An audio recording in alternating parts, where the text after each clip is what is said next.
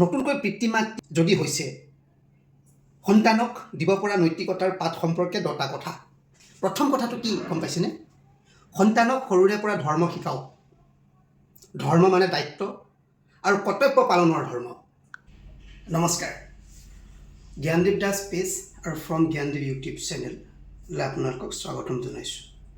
আপোনালোকে মোৰ ভিডিঅ' চাই আছে, লাইক কৰিছে, কমেণ্ট কৰিছে, শ্বেয়াৰ কৰিছে, তাৰ বাবে ধন্যবাদ জনাইছোঁ।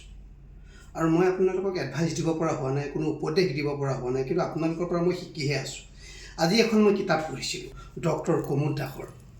তাত কেইটামান গুৰুত্বপূৰ্ণ কথা পাইছিলোঁ। সেই গুৰুত্বপূৰ্ণ কথাকেইটা মই আপোনালোকলৈ প্ৰেৰণ কৰিব বিচাৰিছোঁ।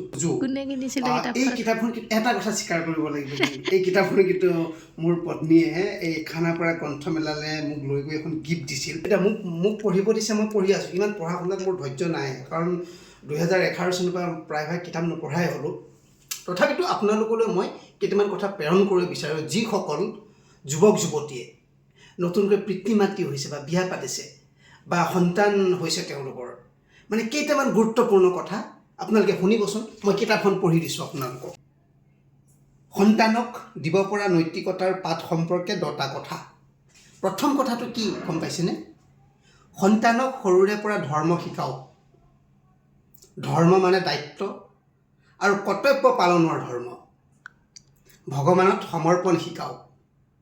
জ্যেষ্ঠজনক সন্মান কৰাৰ প্ৰয়োজনীয়তা সম্পৰ্কে নৈতিক শিক্ষা দিয়ক। সেইটো প্ৰথমটো ৰোল। দ্বিতীয়টো হৈছে সন্তানৰ ৰোল মডেল হওক। সন্তানে যদি আপোনাক অৱজ্ঞা কৰাটো বিচৰা নাই, আপুনিও আপোনাৰ পিতৃ মাতৃক অৱজ্ঞা নকৰিব। নিজৰ পিতৃ মাতৃক সন্তানৰ আগত বুঢ়া বুঢ়ী বুলি নক'ব। এইটো বৰ গুৰুত্বপূৰ্ণ কথা।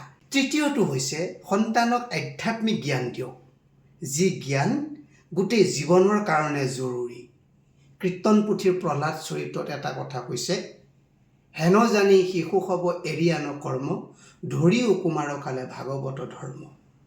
সেইষাৰ কথা মই আপোনালোকক মনত পেলাই দিছোঁ। চতুৰ্থ হৈছে সন্তানক মৰম, ভালপোৱা, দয়াৰ মাজত ডাঙৰ দীঘল কৰক।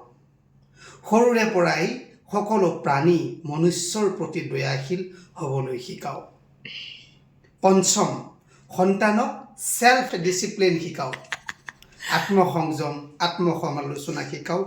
তাতোতকৈ ডাঙৰ কথা সঠিক পথ কি সেইটো শিকাব লাগে। আজি 5টা কৈ দিয়া। আজি মই 5টা ক'লোঁ আপোনালোকক, আৰু 6, 7, 8, 9, 10 কালিলৈ প্ৰেৰণ কৰিম। যদি এনেকুৱা ভিডিঅ' আপোনালোকে ভাল পায় মোক কমেণ্ট কৰি জনাব। মই যিমান পাৰোঁ দিব চেষ্টা কৰিম। ধন্যবাদ।